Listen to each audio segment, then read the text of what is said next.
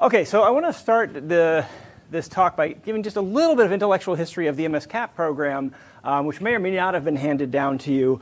But this program began, geez, I'm not sure how many years ago now, but 5 to 7 years ago, I think. And it originated in a conversation that I had with a person named Brett Goldstein, and Brett at the time was the chief analytics officer for the city of Chicago.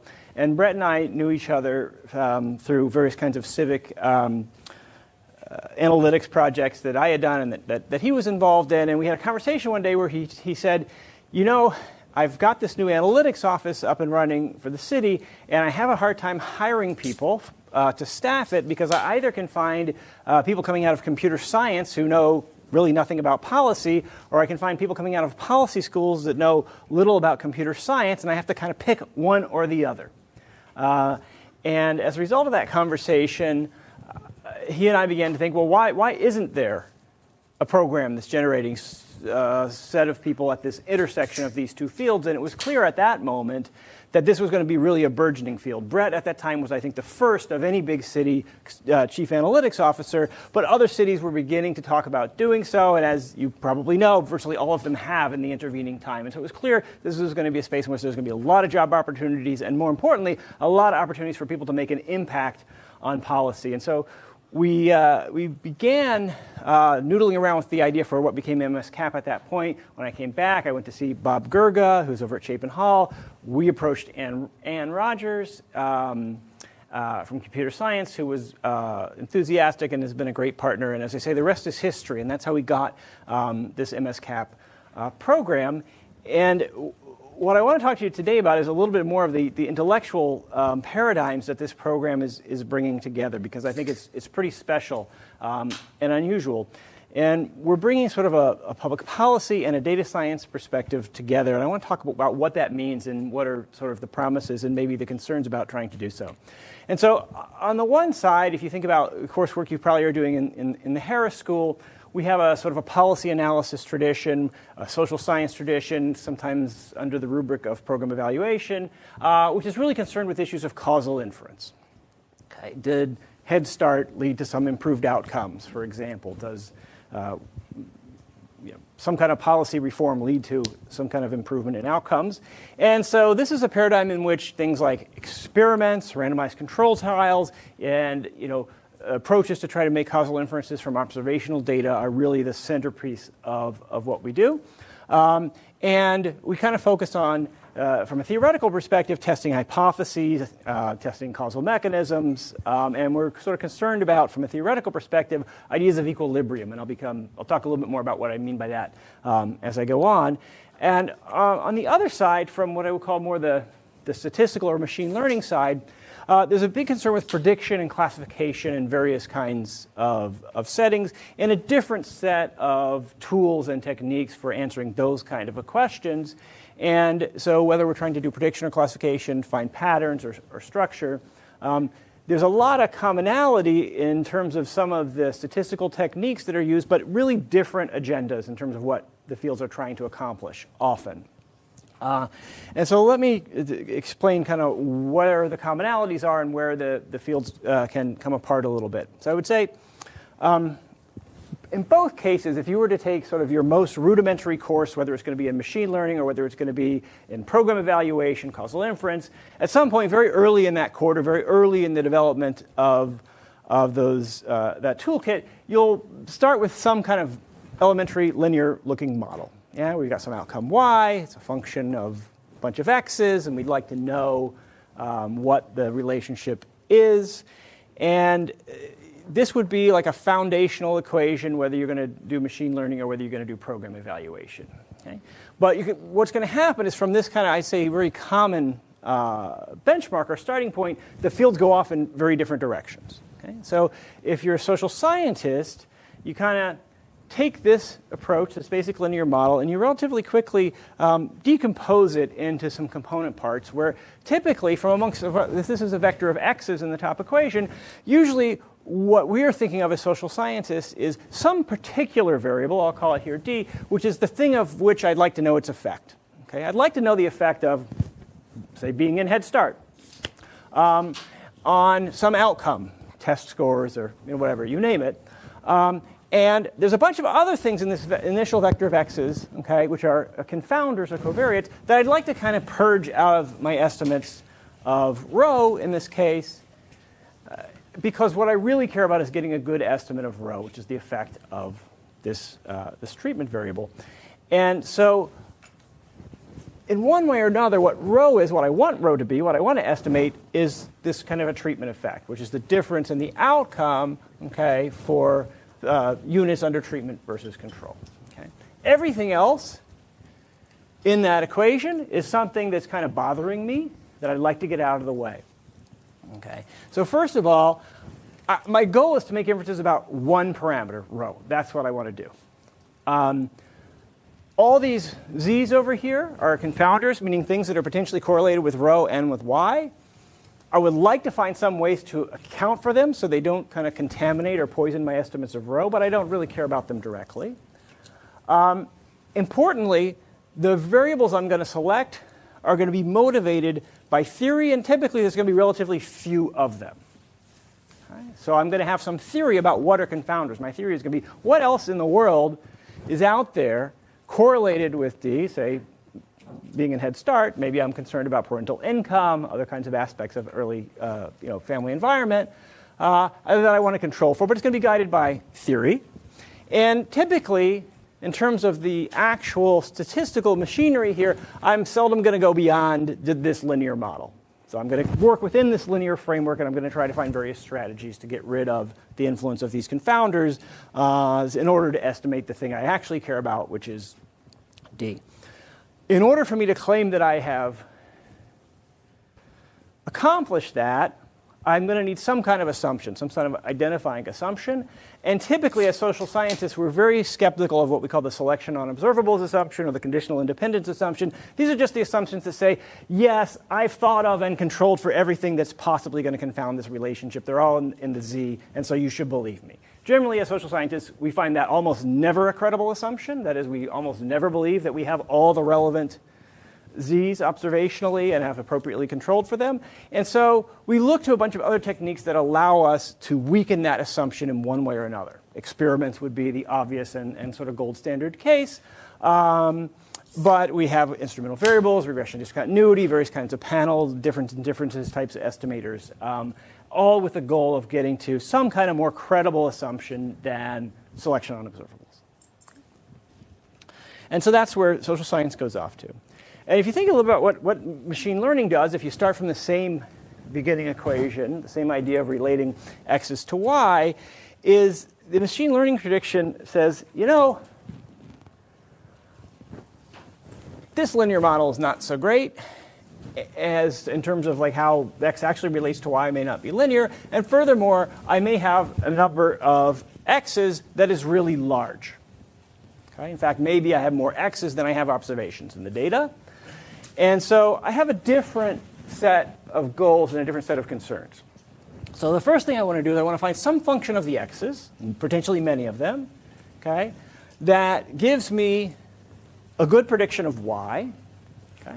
And this function can be arbitrarily complicated, perhaps. Okay? Perhaps it's so complicated I don't know what it is. That doesn't bother me. It could have many interactions. Some terms may be linear, many may not be. And my goal is to get the best prediction of y that I can from the x's. Okay? One of the concerns I'm going to have here may be variable selection, because maybe I have, as I said, many potential candidate variables to have in this equation relative to the size of the data set I have, and I need some technique. And rather than in the sort of social science example I gave, this is generally not going to come from theory. I'm not going to sit down and think theoretically about, well, what are the relevant confounders here, because what I really care about is being able to predict y. So there's going to be a set of concerns and techniques that are going to arise around that. I'm going to make no assumption that I know which variables these are, in contrast to social science. I may not even explicitly make any argument about why they're in there, other than the fact that they were in my data set. And what I'm going to really be concerned about, okay, whereas social scientists are concerned about what about this assumption, have I gotten all the right confounders, the main concern I'm going to have here when I'm going to claim if I've done a good job or not is going to be some kind of out-of-sample prediction or cross-validation, which is to say, did I overfit to this particular data set I have at hand and get a good prediction within it, but does this actually predict in some kind of out-of-sample context? Okay? So these are two different approaches, two different sort of intellectual agendas that begin with what looks like a common framework, but then go off into very different directions. And where they're really going to come apart is that the social scientist at the end of the day has one parameter, in my example from the prior slide row, that she really cares about and is going to spend most of the rest of the paper talking about that, or most of the rest of the policy brief or what have you. And in general, in a sort of a machine learning applications, I'm unlikely to go back and pick out one particular parameter or even care if I estimated one particular parameter and go on and focus and try to explain it. Okay? Now, well enough. So these may ring true in terms of classes you've already taken and sort of what the goals are and what the tools are that you're being exposed to. But the question is, sometimes these approaches are in tension with each other in ways that it's really important to recognize and give some thought to. And so let me just give an example. So go back to what I had said before. We've got some outcome y. Okay, we've got two possible variables that relate to y, just to keep things simple. Now, suppose, however, that I can observe x, but I don't observe z. So let's just to keep a simple example, might be x is. Let's make an example here. I'm trying to forecast elections, okay? And so I have maybe I'm working at 538. I don't know. I'm trying to forecast elections, and x is the amount of spending by, let's say, the challenger. And I can observe that. Okay. I cannot observe z. And let's say z is the talent of the politician. So if you're a really talented politician, maybe you raise more money, and also you're a better campaigner, and you're going to get more votes. If my goal is to estimate the beta in this equation, my goal is to estimate the effect of spending, or of campaign spending on the election outcome, so y is the election outcome, if that were my goal, then the fact that I cannot observe z is very troubling for me. Right? Because I know, because of the admitted variables bias formula, right, that my estimate of beta here is going to be confounded with the effect of z on x. Right? So z is the talent of the politician, x is the money that she has raised. I can't observe z. Okay? If what I really wanted to do is try to run some regression that's telling me the effect of the money, I'm not going to do a good job because the candidates that raise lots of money are also more talented. They're also going to get more vote share for reasons unrelated to the money. Okay? And so I'm troubled by the fact that I cannot observe z, and I want to find some other way to account for it. If I'm just trying to predict the election outcome, so that's when I say causal inference wants to use only information about beta, right? Okay. However, if I was just trying to forecast the election, this doesn't bother me at all. Okay. In fact, it works in my favor. I would like to use all the information possible, and the fact that x is correlated with z tells me that x can add predictive power, okay, in my equation predicting election outcomes. So this fact that there's an unobservable that's correlated with this observable thing is to my advantage if what I want to do is prediction, and it really keeps me up at night if what I want to do is causal inference. Okay? Does that make sense? Any questions?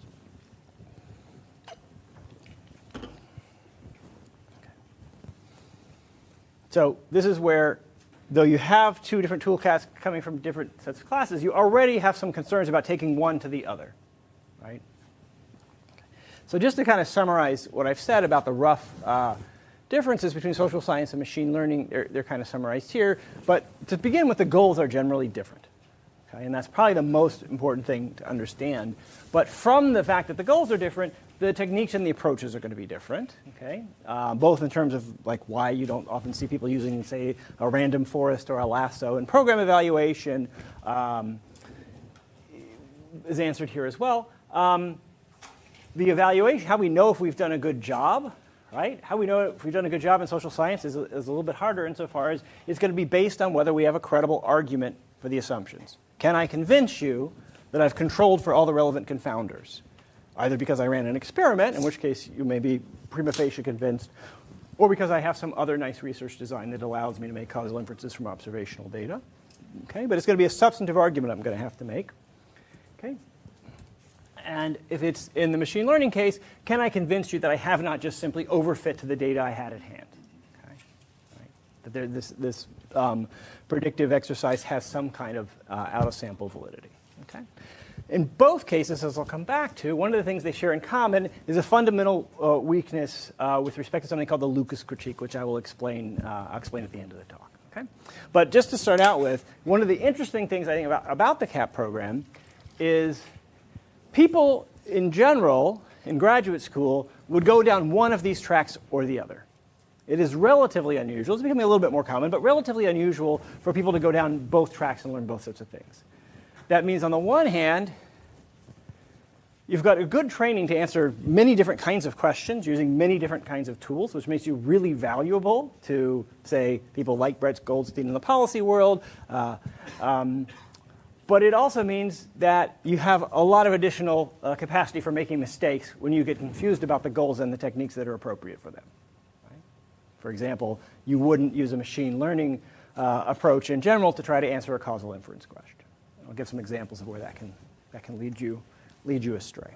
Okay, so one thing you might conclude is, well, okay, these are just two different techniques. I need to keep them in their separate buckets, and then when I encounter a problem, I should just know which to use. Oops, and that's kind of how they integrate. And that makes a lot of sense, and I think that's one of the reasons why many social scientists are not particularly deeply engaged in the sort of machine learning revolution, is that if you are a social scientist, your main concern is the things that are not in your data set. Okay? Your main concern is what are those confounders that you have not controlled for. Okay? So in my example of campaigning, and we have candidate talent, that may be like fundamentally unmeasurable. Okay? And that's what's worrying to me as a social science, because whether it's measurable or unmeasurable or in my data set or not, it can bias my estimates if what I was trying to estimate is the effect of campaign spending. Okay? So I'm mainly concerned about the things that are not in my data set, and that no matter what the techniques you come up with to do fancier and fancier things with the data that you have is never going to help me answer this fundamental question. Okay? From a more data science perspective, we're really concerned with how can we do the best with the data we do have in our data set. Okay? How can we use all those x's, all those variables, in the best way possible to get the best prediction of y? Okay? And so it would be easy for either side to kind of dismiss the approaches of the other as being not useful in their setting. So it would be easy from sort of a machine learning perspective to say, we're not really concerned with linear models. This is way too simplistic a way of thinking about the way these variables relate. We can't accommodate very many variables. We're not going to think theoretically about each one. That's cumbersome. We have many hundreds. Why would I need to learn this stuff? And similarly for the social scientists to say, none of this can help me deal with my real problem, which is what's not in my data set. And so I think this is probably pretty apt characterization of a lot of the attitudes on both sides. But it doesn't have to be where the conversation ends. So one solution would be we divide our labor. Some people are doing predictive work. Some people are doing causal inference. We don't need to talk too much. The other possibility is that these two approaches cohabitate in some way, and particularly in terms of people like you and the training you're getting, you don't have much of a choice, but that they will. And how can you do that productively? I'll start with what I would say is the naive approach of the thing that we wouldn't want you to come out here thinking or doing. And the naive approach is to say, well, we could just use these machine learning techniques to do causal inference. Okay? Now, let me give you an example of like how this can go wrong. Well, the first and worst example would be something like matching, okay, where you convince yourself that because you can make sets of observations comparable on their observables, they must therefore be comparable on the unobservables too. Okay, which is essentially the assumption that is required for matching or regression is we have all the confounders we need, we can control for them and create groups that are comparable on average in them, and therefore whatever variation is left over must be random. That for all the reasons that I told you that the selection on observables is never credible, a sort of matching approach to causal inference is seldom credible, or seldom credible in a setting in which a regression approach wouldn't have been. But what if you wanted to do something different? Suppose you said, well, I'll do a lasso kind of approach. Wait, do you guys learn the lasso? You guys learn random forest? Okay. So think of something like that, then replace lasso with random forest. And so what you might say here is, okay, I'm going to I'm going to try to do causal inference using some kind of a random forest approach. And what I will do is that I will force one of the splits in one of the trees to be this variable of interest that I care about. Okay, that might be the treatment. Okay. The problem is that is highly correlated with a bunch of other stuff in a way that is not going to be very useful in terms of the predictive goal of a random forest. And so if I've split on the treatment and there's 5 other things highly correlated with the treatment, I'm less likely to split on those. Right? They add less, particularly the more highly correlated they are, the less they're going to add to it. Or to think in the lasso context, once I've forced the variable of interest to be included, I'm less likely to include the things that are highly correlated with it. But of course, if my goal were causal inference, those are precisely the things that it's most important to have included in the model to begin with. Okay? And so sort of this is what I would call the naive approach of, yeah, we can just keep our treatment variable in the model and then use machine learning to predict everything else that should be in the model is for sure not going to work and maybe even lead to worse inferences than what we would have got using just throwing everything in. Okay? So this is for sure, at least one message I hope you get out of this talk is like, the approaches they aren't portable. You don't pick up one and apply it to the other. So, you wouldn't say, I know how to do matching. Someone has a causal inference program. I guess I should do matching, or I guess I can throw, a random forest at this and figure out the causal effect of something. Okay, that will not work. Somewhat more sophisticated approach, and this is where we get to some research that's ongoing about how to actually integrate these fields. Is I might say, okay, well, obviously I can't do what I said in the prior slide, but what if I would instead I have some techniques that are really predictive techniques, machine learning techniques. Well, maybe I should think about breaking the causal inference problem into 2 predictive problems. And the first one is predicting who gets the treatment, and the second one, and then is predicting the effect of the treatment on the outcome. And so you might do first is predict, remember D was, in my running example, is the treatment variable, being in Head Start, whatever. Predict D based on all the other covariates I have. Here I say using lasso if you want to substitute using a random forest model or something, right? But I'm going to try to predict whether you got Head Start or not, but I'll do it using the random forest model, all right? And then, having done that, I'll predict the outcome based on the true treatment effect, the estimated treatment effect, and the other covariates. Okay, and again, that could be from if you want to think about this in a random forest instead of a lasso. Okay, I could do that. Okay, and that begins to get us in the right direction. And you see, like some applications where people have tried to do things like this. This won't, however, deal with the main problem, which is we didn't believe the selection on observables to begin with. Which is to say, we didn't believe we had all the right variables to begin with. So even though conceptually splitting the causal inference problems into these 2 predictive problems is kind of a step forward relative to the naive approach I gave on the prior slide, there's really no way getting around the problem of unobservables, no matter how we want to structure this. Okay? If that was our main concern, okay, then even this approach won't work. And again, just to return to the point I made, if I want to claim to have estimated a causal effect here, I'm going to have an argument that I've controlled for the relevant confounders. And that argument can't be based on like the lasso or random forest, right? Those are techniques about how I controlled for a given set of confounders. Okay? But if the problem is I didn't have the main confounder, so in the running campaign finance exam, if I just didn't have the data on the candidate quality, however well I can predict how much money she raised, okay, is not going to help me answer the concern that all that money is just correlated with her talent, and when you estimate the effect of money on election outcomes, you've really baked in also the effect of her talent. No matter how I wanted to have estimated that first step of how much money did she raise, is not going to overcome that fact that I didn't have the measure of the unobservable thing. Okay.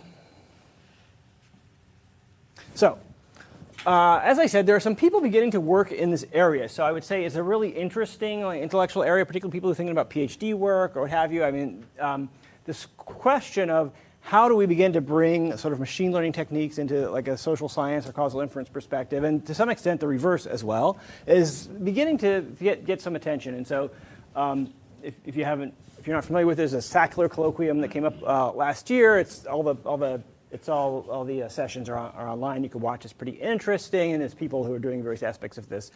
And in one way or another, they're still devoted to doing something like what was on my prior slide, which is trying to break the causal inference problem into two and use machine learnings for at least one of those. And so an example where you might do this is like an instrumental variables analysis where you have many potential instruments. Okay, and if you're familiar with this problem, often having too many instruments is worse than just having a couple of good ones, and so you might want to try to select from a set of many potential instruments to some smaller set of good ones. At that first stage itself, there may be no harm in just using data mining to do that, for example. Also can be useful for testing robustness of models, right? I've claimed to have estimated a causal effect and controlled for the relevant confounders. If there's some other specification of the model using the same set of observables in which the effect is not there. Okay. There are, however, as I said, to my way of thinking, and as I said, people are working on this, maybe we'll be surprised, there's this fundamental limitation as to how far we can go in terms of answering a causal question with a machine learning technique, because in the end, we're talking about substantive assumptions and not technical ones. Okay, so it's hard to find a technical solution to a substantive problem. But very smart people are working on it. An area in which I have seen this, the two sides come together, I think, really productively, and has been in something that I'll just call datafication, for lack of a better word, which is to say using various kinds of machine learning techniques to create data sources that can be used in a more traditional causal inference kind of a framework. And so when I say, one of the things we're really concerned about social sciences, as social scientists, is the things that are not in our data set, the things that are missing. Well, sometimes we can make those things measurable precisely because of the ability of machine learning. So the ability to use text as data, for example, the ability to use images as data and convert them into essentially variables in our data set, and to remove some of those, to make some of those unobservables observable, has been, I think, really important. To give just one example of a paper that does this, Matt Jenskow and Jesse Shapiro, who were professors here until a few years ago, have a paper on media slant where they use some pretty simple kind of text analytics approaches to classify the ideological slant of different newspaper editorial boards. Okay, by looking at the commonality of the words that are used in newspaper editorials and the commonality of speech by different kind of politicians on the floor of Congress, they see how often do these kind of words overlap, and they kind of classify the newspapers in that way. That's an example of datafication. Right? So we're now, because of our ability to use these not traditional sources of data, but then when they want to subsequently ask, okay, how does the newspaper's slant affect the ideology of the readers of the paper, they go into a more traditional sort of social science approach of trying to find some natural variation or a natural experiment. So this is, I think, to my observations thus far, this has been the most productive interaction of these kind of areas, is just being able to bring in new data sets. And then I would say, another way in which you often hear this suggested is, well, these are often iterative approaches. And so sometimes in the course of doing, say, a machine learning or predictive kind of analysis of some kind of outcome, you observe an association between some set of variables that you didn't otherwise know about or wouldn't have predicted. Hey, it's surprising that this particular X is predicting Y. Is that a causal effect or just a correlation, a result of something else? Well, maybe that becomes the basis for some subsequent analysis that is more of the social science tradition of saying, oh, we have this candidate. Someone has suggested maybe X causes Y. Let's look at this.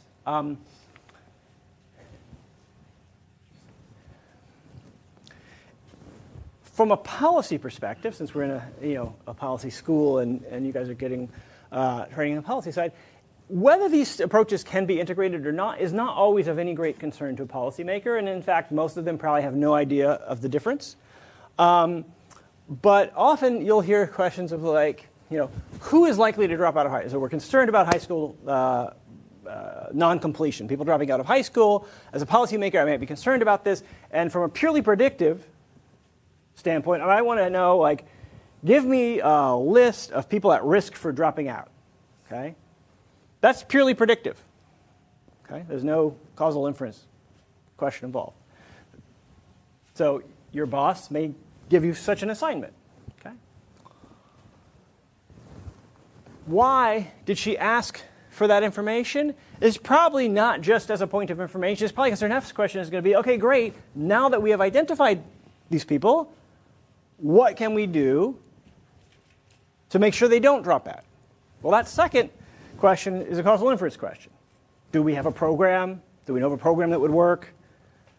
Some kind of treatment we can impose. Okay, there's some policy we can impose. So from I think a policymaker's perspective, all the distinctions I've made up to now are really not of direct importance. What's of direct importance is the question at hand, and they have a series of both. But they're often, at least in my experience, it almost never ends with the correlational question or the predictive question. If all I wanted to know is who's at risk of dropping out of high school, it should probably be because I wanted to do something about it. Although occasionally we do forecasting of all kinds for economic outcomes where we just want to know a forecast of the future. And so this is the kind of sense in which these are iterative. Okay.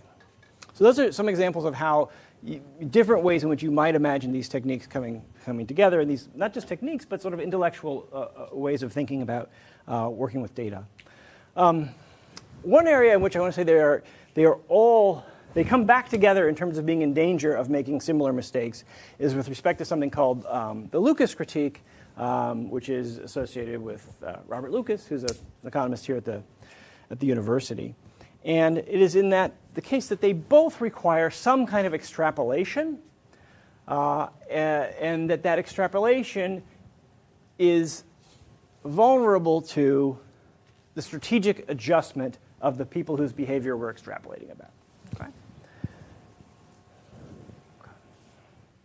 So when I tell you that I have some either prediction or I have some causal estimate, and you want to do something with that rather than just you were trying to know it for the sake of knowledge, you have to make some assumption that that relationship is going to hold in some new context that you'd like to bring it to. Okay? So I've told you we did a randomized trial of school vouchers.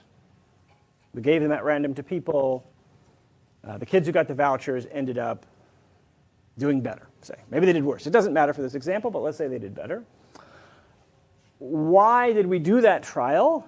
To learn something about how vouchers work, because possibly this would be something that your boss, who is a superintendent or a mayor, might wish to try to do. So if I told you that in this trial, the kids who got vouchers did better, and you said, okay, I think we should now roll out a voucher program in the city, if I want to say, probably the effects are going to be the same, because in this trial, the kids who got vouchers did better, I think it will be the case if we have a widespread school voucher program in our town, lots of kids who get vouchers will do better. There's a lot of assumptions that are going to be required there to make that claim, and one of them is going to be that there will be no other adjustments by either the kids or the schools when we make this voucher program large scale. So our first voucher program had a few hundred kids. This next one is going to be citywide. Okay? Lots of things might happen when we did this, right? Suddenly, maybe the public schools feel threatened by the charter schools. They change their behavior. Hey, suddenly every kid in our school is eligible to get a voucher, they can leave the public school. We better do something if we don't want to lose these students. We change our behavior. Families begin to learn, and before only a few hundred kids who were in this program knew that the vouchers exist, okay? Now every kid knows, they start thinking about school. So lots of things will change when we move from one to the other. And whether you've got a predictive model or a causal model, you're subject to the same concerns. And so, if you think about the campaign finance example that I began with, and I said, so we've got vote share, and we've got spending, and we've got this unobservable thing about the candidate's talent or quality in some way. Okay. Suppose some clever social scientist found a way to estimate the causal effect of money. We found some kind of random source of variation, and we were able to do that. So now we have both a predictive estimate of the effect, and we have the causal effect. But suppose somebody said, okay, it looks like money, let's say money had a positive effect. Okay? So it looks like money is really important to candidates. We should have some kind of public funding of campaigns. And some cities have started doing this. In Seattle, citizens get a certain amount of money that they can give to any campaign they want, for example. But suppose we can have some kind of public funding of campaigns. And we said, why do we want to do that? Well, because we saw from this analysis that there's a positive effect of money on outcomes. Well, from a predictive standpoint, this could go horribly wrong, right? Because remember, if all I had is not a causal estimate, but just a prediction, a predictive relationship between spending and outcomes, that's baked in with talent quality, or the quality of the candidate. Now I give the same money to everybody. That correlation between talent and money is not there. Okay? The relationship between money and outcomes will not be the same, because as I originally estimated, I was estimating the joint effect of talent and money. Now I broke that relationship by a policy reform that gives the same money to everybody. Okay? Even if I had a causal estimate under the old regime, suppose I had solved that problem I described to you, and in fact I've estimated the causal effect of money under the old regime, well, the voters know that the candidates who raise more money tend to be better on other dimensions. The voters might be using that cue of the spending to make inferences about the quality of the candidate. Okay? If I break that correlation through my policy reform, the voters may well change their behavior. It used to be you could know something about a candidate that was running the most ads, had talent on other dimensions, that's why they were able to raise all this money.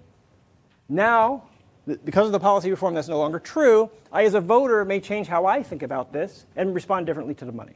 Okay? So both of these approaches are subject to this same problem of thinking outside of the context of the world that generated the data that we have to use. This isn't, by the way, this is an insurmountable problem. This is not leading to what do you do in that situation? This is leading to what you just think about this. This is an insurmountable problem. We can only use data that's generated in the world that made the data, and we're going to talk about an intervention that's going to change that world. We're going to change the rules that were in place in that world. We're going to change the process by which campaign, in my example, the way that campaign funding is generated. We're just going to fundamentally change the way that is generated. Okay? That's going to change all of this. Okay? There is no statistical approach to solving that problem. This is where you have to rely on theory. And so I think one kind of flaw that I've seen from both of these approaches is a tendency of people who are really deeply enmeshed with them to think that theory is not so important. Okay? And so certainly I see this on the social science side with people doing various kinds of randomized trials. And it's to say, well, what do I need a theory? I've got the direct causal effect. If I see that X affects Y, why do I need a theory? Okay, I don't need a theory about that. I've seen this, the sort of end of theory has been one of the things that accompanies this, the kind of rise of machine learning and big data, which is, well, we don't need theories to tell us what the relationships of these variables ought to be. We'll just go into the data and estimate. We have tons of data. We'll just estimate what they are. I don't know if you guys have come across this whole end of theory business. But what this shows you is that's crazy if you want to actually do anything. Right? Because once you go into intervening in the world, you've changed the rules relative to the rules that generated the data you were working with. Okay? And that's essentially Lucas's critique.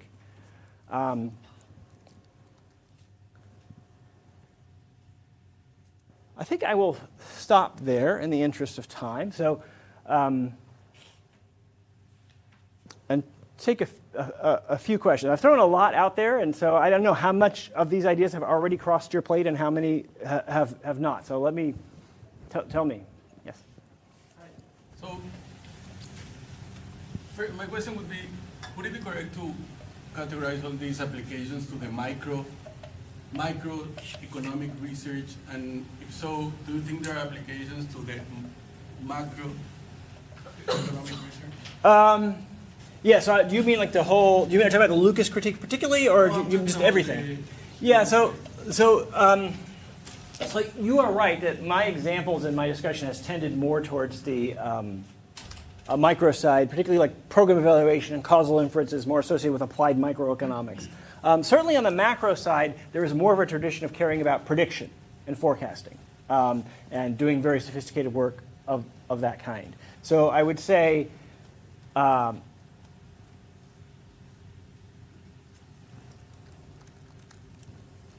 macroeconomics is more likely to have sets of questions for which pure prediction and pure forecasting is of great value, okay, than micro, and so they may be closer to like a machine learning kind of a perspective in that way.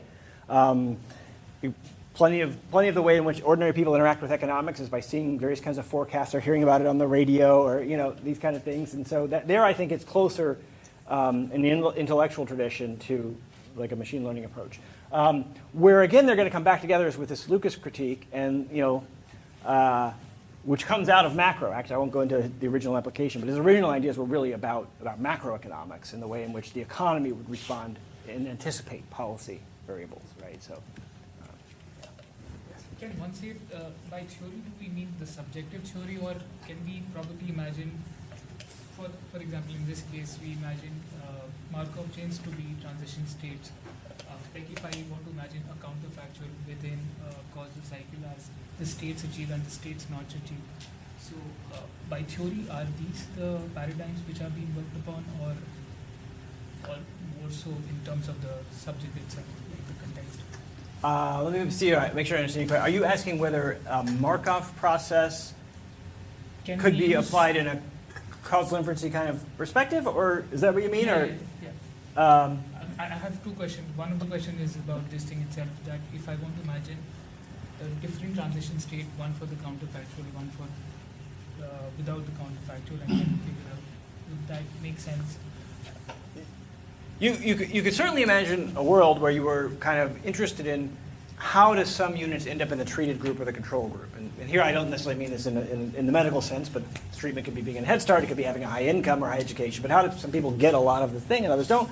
And you could imagine like conceptualizing that as a Markov process. But I don't think that anything about modeling this as a Markov process would solve the problem of the unobservables. Right? If I think the reason why some people, let's just stick with the example we have about campaign. If I think the reason why some candidates have more money than others is because of this unobservable attribute of talent, then though I might build some kind of a Markov model about, say, becoming a challenger or not, or becoming the best funded one or not, that would be sort of, again, just an empirical description of the process, but wouldn't allow me to overcome this problem. I was trying to understand whether this is the theory, when you were saying that one needs to get into the theory, is it the theory of the models itself or of the field? The theory is about what is the process that generates the treatment and the outcome.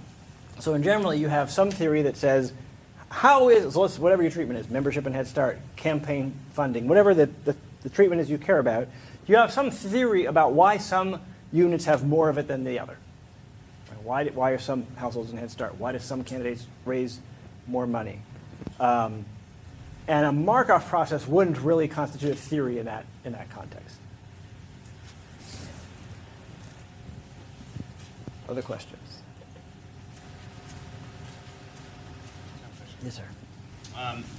So you described machine learning as being strong on positive analysis, whereas social science is more dealing with usually normative analysis and providing some policy suggestion. Right? Is there any way to bring machine learning into the normative process of defining what state of the world we want at the end and figuring out what normative suggestions would get us there? So I haven't used the word normative at all, and if I gave you the impression that I think one has more normative implications, I would say that's not my view. Yeah,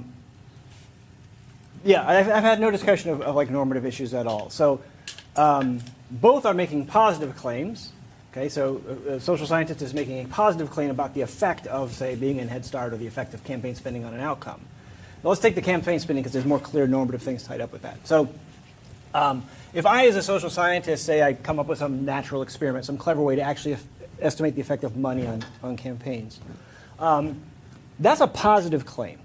My claim is going to be, each $1 million of campaign spending generates half a percentage point of vote share for a candidate, just to make up numbers.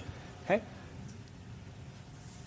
If somebody wants to conclude from that, I think that's bad, because I don't think money should determine election outcomes, and therefore I want to have a reform. That interpretation, which is a normative interpretation, does not come from the data. Right? So everything I've talked about is like two different kinds of positive exercises, and whether one is easier to draw normative conclusions about, maybe it's easier to draw normative conclusions about things that are effects than things that are correlations. But I'm not arguing really about the normative conclusion. Usually, whatever approach you're using, the normative implication is another step that is not coming from data. Okay, in my example, there's going to be a claim, money is a bad influence on politics because it tilts policy to the interests of the wealthy. Okay. That wasn't something that came out of the data in my example. Yeah. I just wanted to quickly go back to your characterization of Lucas' critique as sort of insurmountable. Well, when I say insurmountable, I mean technically. Yeah. There's not like a technical solution that you do. Right.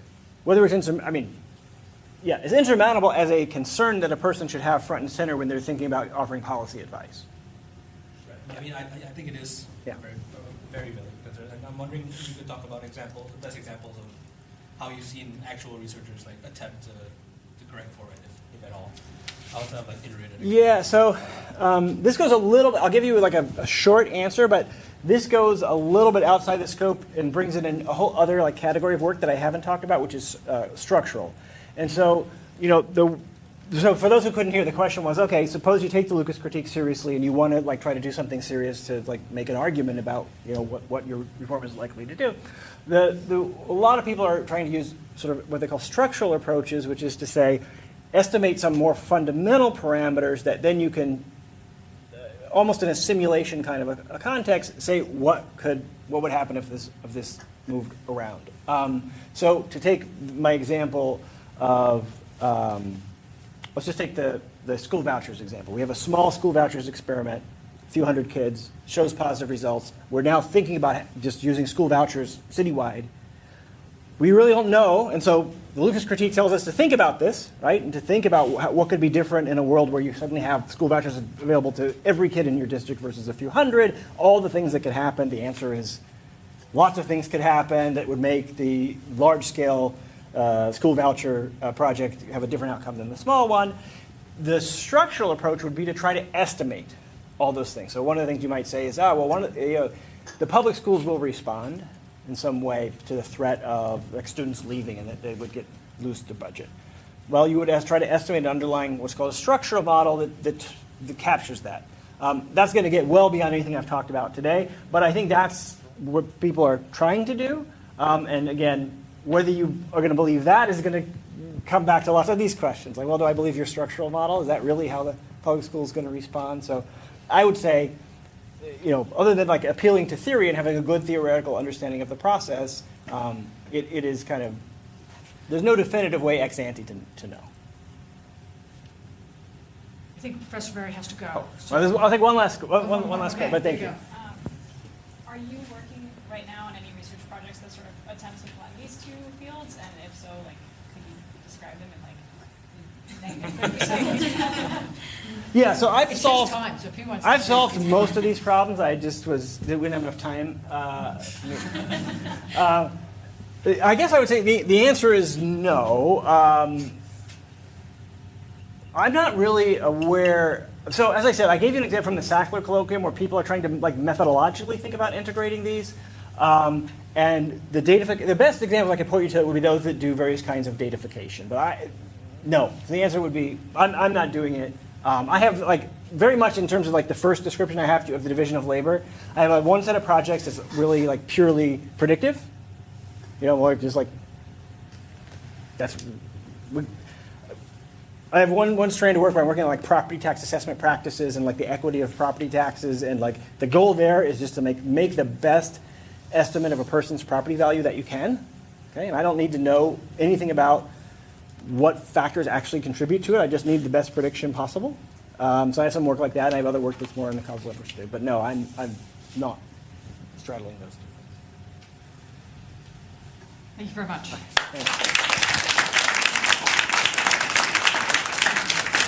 Like I said, I'm running to the airport, but if there's lingering questions, just shoot me an email.